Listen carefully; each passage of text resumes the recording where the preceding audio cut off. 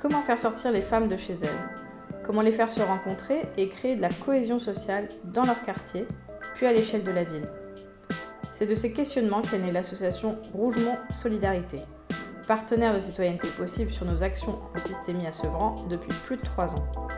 Association locale par essence, logée au rez-de-chaussée d'un immeuble dans le quartier Rougemont à Sevran. Dirigée par des femmes et pour la cohésion sociale, en la tricotant d'abord par le bout des femmes. Le reste, les expériences de femmes solidaires qui en découlent, c'est la directrice de Rougemont Solidarité qui nous le raconte. Notre projet, c'est de la médiation sociale et culturelle. Toutes les actions que nous mettons en place, c'est des supports. Toutes nos actions, c'est des sortes de formes d'expression, c'est des espaces d'expression. C'est qu'il y avait une demande, on crée une action. Et étant femme, quartier prioritaire, on s'est dit, c'est vrai que c'est très important de travailler sur la condition de femme. Donc, nous, nos actions, c'est vrai qu'ils visent à une certaine émancipation, une certaine liberté d'expression.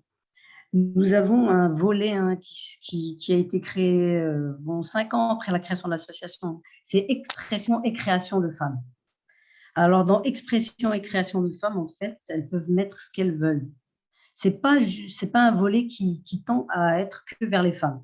C'est vrai que c'est mené par des femmes, mais dedans, il y a des actions aussi et pour les enfants et pour les hommes. Dans cet espace, en fait, elles ont voulu commencer par se faire plaisir. Donc, elles ont commencé par le bien-être. Elles ont commencé par des ateliers d'échange. Par exemple, on a commencé par des ateliers de cuisine. On a été, pour la petite histoire, très, très critiqués parce qu'une femme qui reste dans une cuisine, qu'est-ce que ça peut être dévalorisant? Mais non, pas du tout. Nous, c'était juste le support. Donc, elles échangeaient culturellement, déjà d'une. Donc, il y avait de l'échange, il y avait de la discussion. Et le moment du goûter, c'est le moment où elles parlaient le plus. Donc, dans ces moments-là, on s'est retrouvés même à lire le journal de Sevran, le journal de Saint-Denis, pour justement diffuser cette information ou apporter une information, apporter une idée. C'était vraiment le lieu propice à l'échange. Et ce volet de cuisine a pu leur apporter une émancipation. Pourquoi? Elles ont tellement fait les échanges et que ça a tellement marché, puis elles se sont fait connaître, elles se sont même formées grâce à Terre d'Envol. À l'époque, Terre d'Envol, on pouvait bénéficier de subventions en remplissant un appel à projet. Donc, on l'a fait 2 fois de suite. Donc, 2 groupes ont été formés. Donc, certaines à la pâtisserie, d'autres à la cuisine culinaire française. Et elles se sont proposées comme mini-traiteurs en herbe. Donc, grâce à ça, elles ont pu amener de l'argent. Donc, ces prestations sont rémunérées. Et elles ont pu faire vivre, avoir plus d'animation, avoir plus d'idées de projets, de sorties. Elles se sont vues, avoir une certaine liberté qu'elles n'avaient pas financièrement. Puisqu'elles ramenaient cet argent, donc quand elles prenaient un spectacle, quand elles choisissaient un spectacle, le spectacle était gratuit pour elles, puisque c'était elles qui le payaient quelque part avec leurs prestations. Et leurs enfants par moment. Elles ont pris la place de femmes en tant que femmes. Parce que nous, quand on les a connues, elles étaient soit mamans, soit femmes mariées, avec un cadre.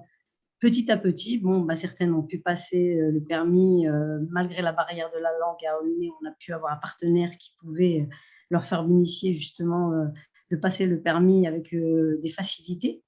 Elles ont pu aussi, pour certaines, intégrer des formations qualifiantes. Donc, je trouve qu'il y a quand même une certaine évolution. On peut, à un moment donné, parler d'impact. Ces femmes, maintenant, elles ont le permis, elles ont une voiture, elles font du covoiturage pour faire ces fameuses sorties qu'elles choisissent elles-mêmes. Elles se font plaisir. Elles s'organisent même maintenant en dehors de l'association des sorties. Juste un peu avant le confinement, elles s'étaient organisées une soirée karaoké. Donc, voilées ou pas voilées, elles sortent, elles chantent, elles dansent. Elles se sont pas limitées, en fait. Elles se sentent libres dans ce quartier prioritaire. Elles se sentent libres. Et surtout libres de s'exprimer. Parce que maintenant, certaines, elles font partie des délégués des parents. Elles font partie aussi même du conseil d'administration des écoles pour certaines, du collège ou du lycée. Elles ont fait partie anciennement du conseil citoyen ou encore anciennement du conseil du quartier. Elles font partie aussi de tous les collectifs qui existent sur la ville, collectif santé, collectif Journée internationale des femmes. Elles participent au collectif santé. Donc, elles participent, elles sont vraiment actives au niveau local. Elles s'impliquent, je dirais même à 100% dans la vie du quartier et voire de la ville.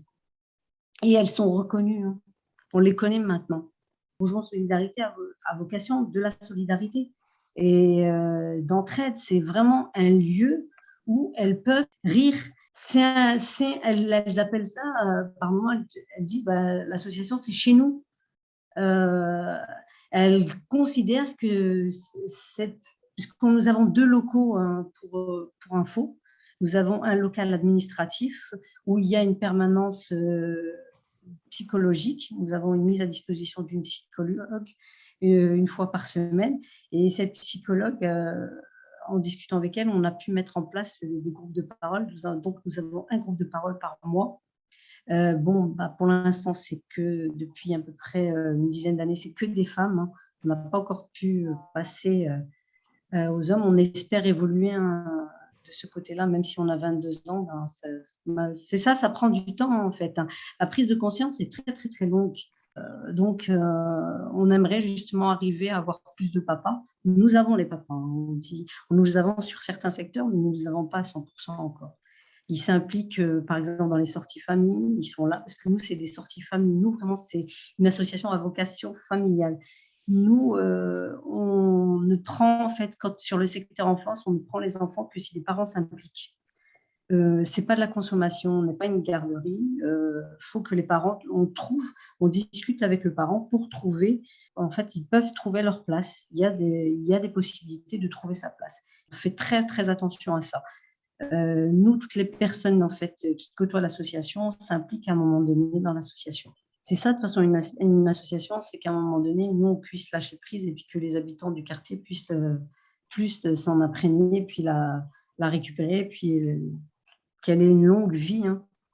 Comment le travail de votre association a commencé à changer avec l'apport de C'est possible? Alors, la rencontre avec Citoyenneté possible. Il y a quelques années, nous avons rencontré Souad Beladad, que vous connaissez hein, tous. Hein.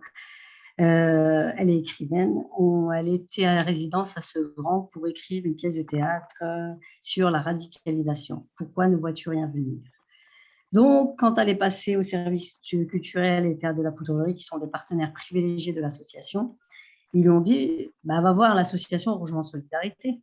Donc, ils nous ont organisé une rencontre. Elle est venue à l'association. Il y avait une trentaine de personnes. Elle a rencontré, c'était exclusivement des femmes, encore une fois. Et puis, elle voulait de toute façon que ça.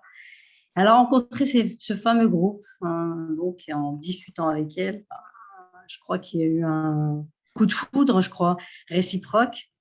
Et elle a écrit justement cette pièce à travers les dires des femmes hein, qui avaient une grande crainte à l'époque, justement, par rapport à la radicalisation. Et il y a eu énormément d'échanges. Et elle nous a parlé de citoyenneté possible et puis justement de ces apports qui pouvaient être non négligeables pour l'association. Parce que au niveau de l'association, justement, ce qui manque énormément, c'est la formation, les actions de prévention. C'est pas assez développé. Et justement, Citoyenneté possible est en capacité de nous offrir ces formations et en plus gratuitement avec une équipe de professionnels.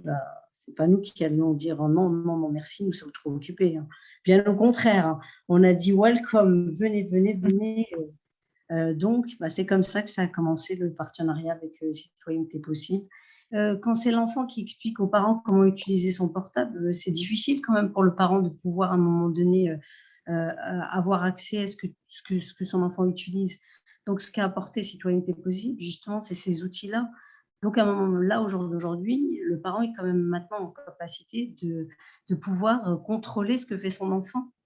Et par rapport à la relation parent-enfant, beaucoup d'ados, hein, puisque c'était ça, hein, qu'elle avait remarqué, Souad, c'est qu'il y avait pour certaines une rupture de dialogue. En fait, elle parlait au dos de l'enfant.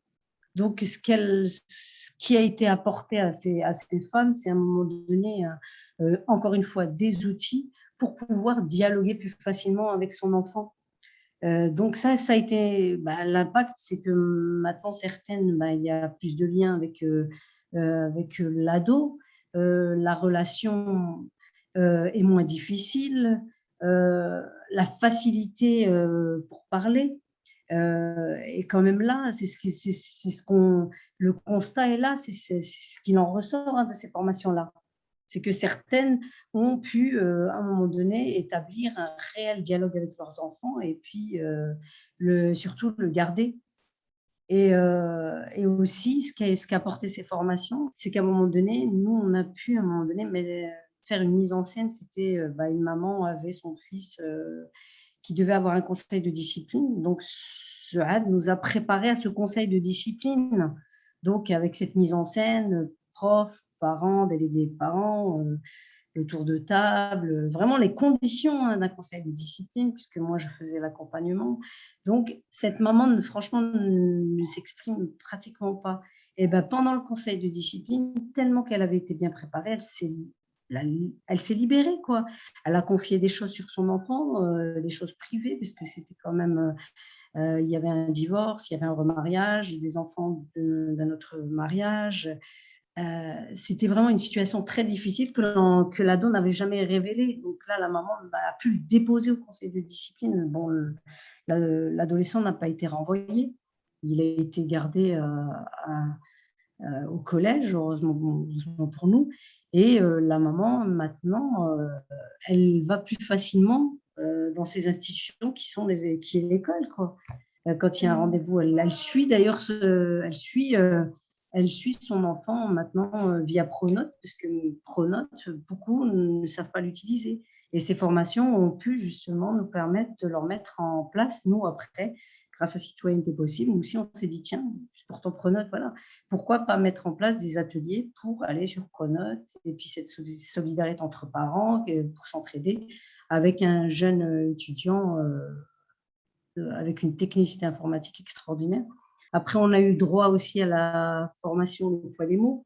Donc, alors là, le poids des mots, maintenant, à chaque fois qu'on est en train de discuter et puis il y a des débordements, attention, le poids des mots, les filles, le poids des mots. Nous, on a un proverbe. Nous, chez nous, il y a un proverbe qui dit avec une main, on ne peut pas applaudir. Donc, il faut aller chercher les autres mains. Donc, se donner la main et applaudir ensemble, c'est important. Donc, nous, on a une panoplie de partenaires. Quand on remplit un dossier, d'ailleurs, ça tourne sur 3 pages recto verso, le nombre de partenaires que nous avons. Ces partenaires nous apportent et complètent le travail qu'on mène sur le quartier, sur la ville.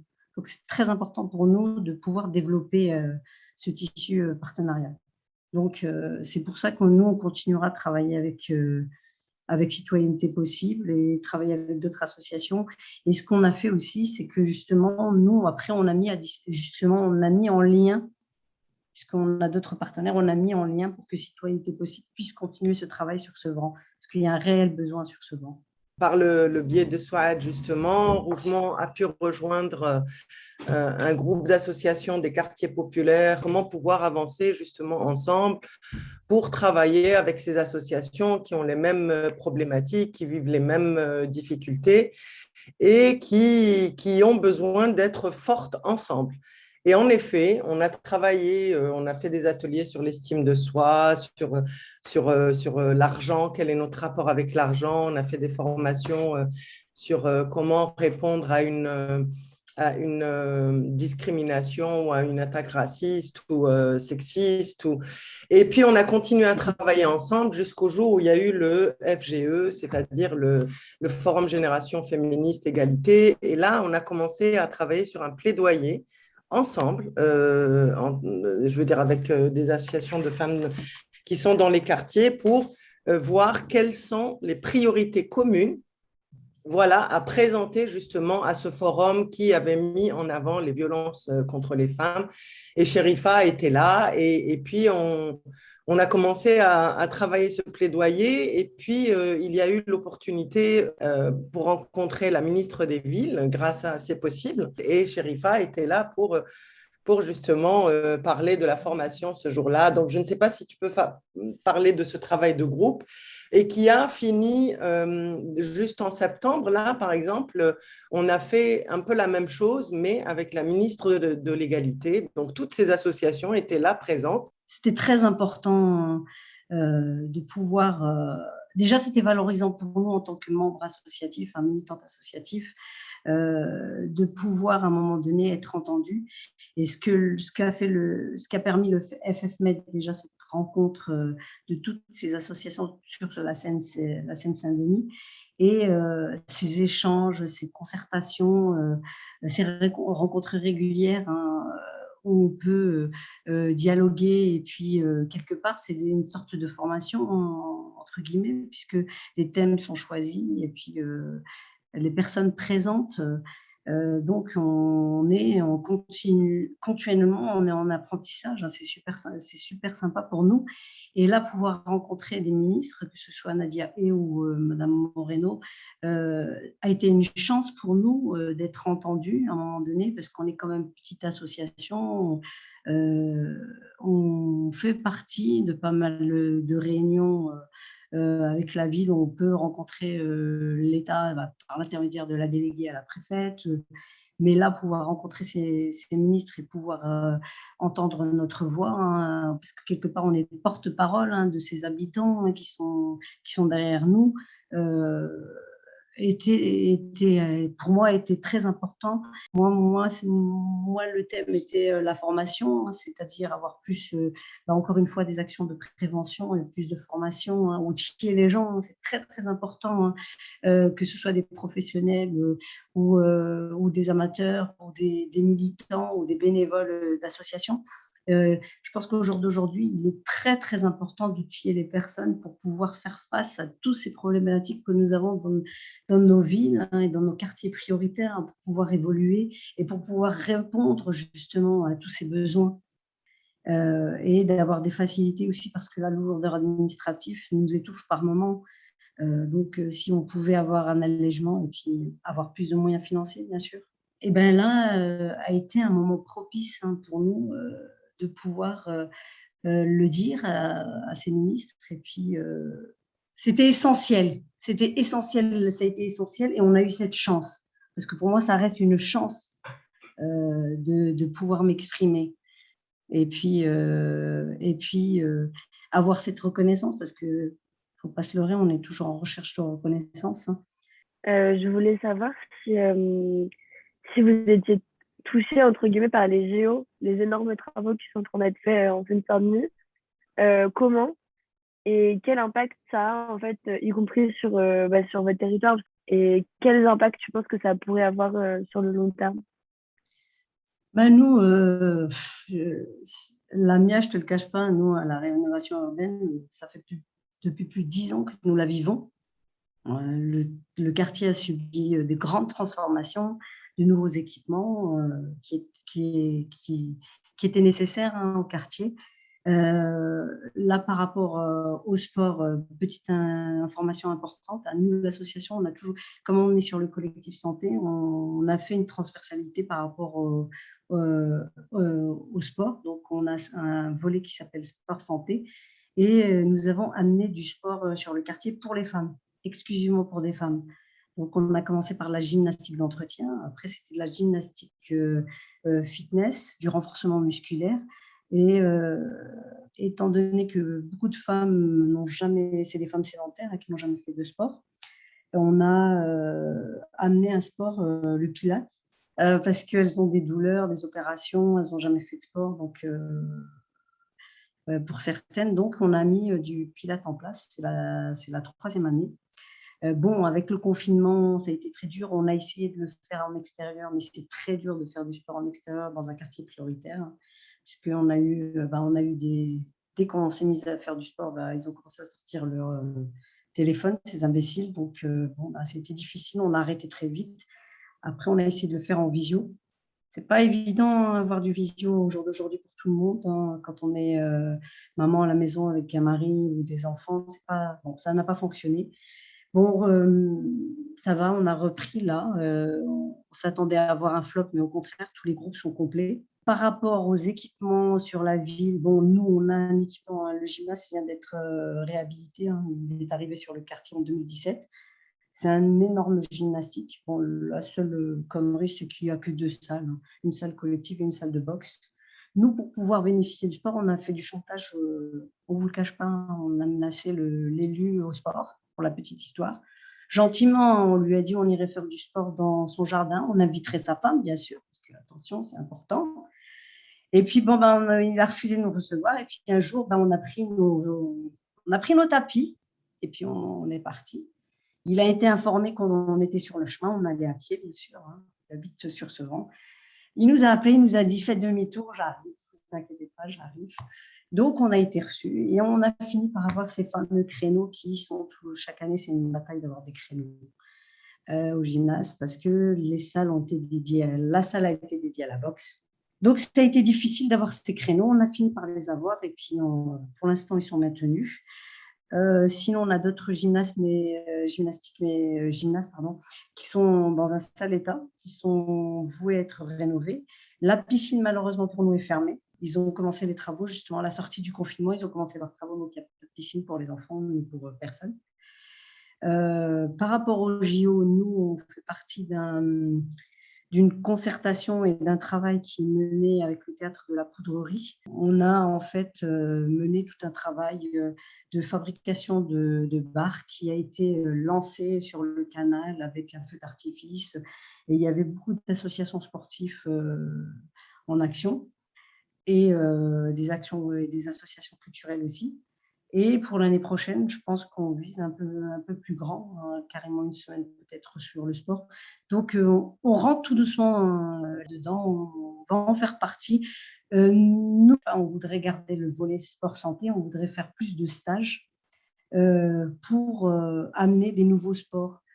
Là, par rapport aux vacances, là, il y a une coach qui va travailler sur le développement. Alors, tout ce qui est gainage, respiration. Donc, en fait, on voudrait utiliser les vacances scolaires, puisqu'on est pendant ces créneaux, normalement, vous savez, à Sevran, il n'y a plus de sport pendant les vacances scolaires. Ce n'est pas maintenu. Les créneaux ne sont en fait pas utilisés. Les profs que nous avons, ils ne travaillent pas pendant les vacances scolaires. Pour tout Sevran, hein. Donc, nous, on s'est dit, on va amener d'autres sports pour faire découvrir. Donc, moi, par rapport au JO, ce que nous aimerions, nous, mettre en place, c'est vraiment le volet sport-santé. Donc, ça se prépare tout doucement, hein. Tout doucement, on pose les premières pierres. Malheureusement, avec le confinement, ça a pris du retard. Il y avait un projet vélo. Bon, là, il y a des enfants qui en bénéficient. Il y avait un projet vélo. En fait, on devait apprendre aux femmes à faire du vélo parce que beaucoup de femmes ne savent pas faire du vélo. C'était normalement pour l'année 2020. Avec ce qu'on a eu, ça a été reporté. Là, ça n'a pas été remis en place, donc peut-être relancer ça aussi. Parce qu'on a pas mal de pistes cyclables qu'il faudrait peut-être utiliser. Donc, d'où, à un moment donné, relancer ce projet, puisqu'il y a eu des achats de vélos, et pour les enfants et pour les adultes. Et il y a 2 éducateurs sportifs spécialisés dans le cyclisme. Donc, voilà par rapport au JO. Mais il y a une organisation qui est mise en place. Elle a eu lieu cette année pour la première fois. Bon, ça a été rapide parce qu'on a dû l'organiser fin juillet. Et puis, pour septembre, c'était très, très rapide, hein. On a couru après le temps. Mais là, on va s'y mettre. Donc, on a fait le bilan de l'action de la semaine dernière. Donc, on va relancer le collectif et pouvoir préparer. Donc voilà, l'association a une diversité, hein, dans il y a pas mal d'actions. C'est pour ça qu'on a appelé ça médiation sociale et culturelle. Je trouve ça incroyable, toutes les choses que vous faites et toute la détermination et vraiment la force que vous avez dans cette association.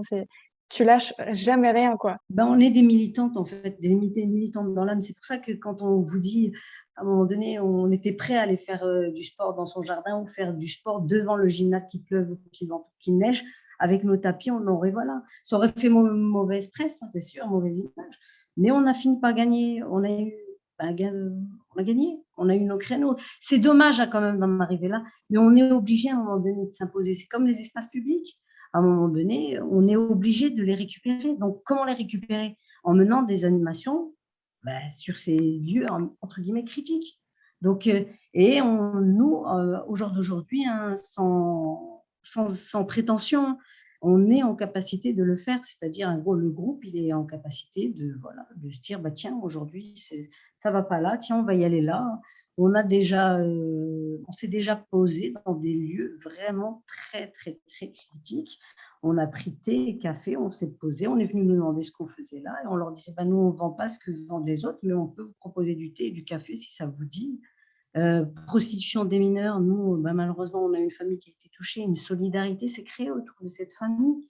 On a été en capacité de chercher la gamine, on a été dans des caves, on a été brutalisés. Moi, en l'occurrence, je me suis fait agresser quand on a été récupérer la gamine. On est des battantes, en fait. On est des battantes. On ne veut pas lâcher. Notre combat, c'est de tenir le coup. On ne va pas nous avoir à l'usure. Même fatigués, on sera là.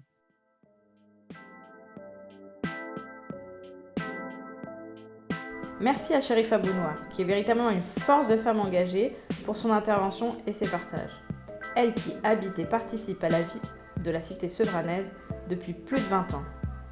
Elle a connu tous les débats qui ont traversé la question des quartiers populaires. Pour autant, l'écouter parler du projet associatif de Rougemont Solidarité, c'est surtout entendre les récits de femmes solidaires qui rient beaucoup et persévèrent à créer de la sororité et du dialogue citoyen.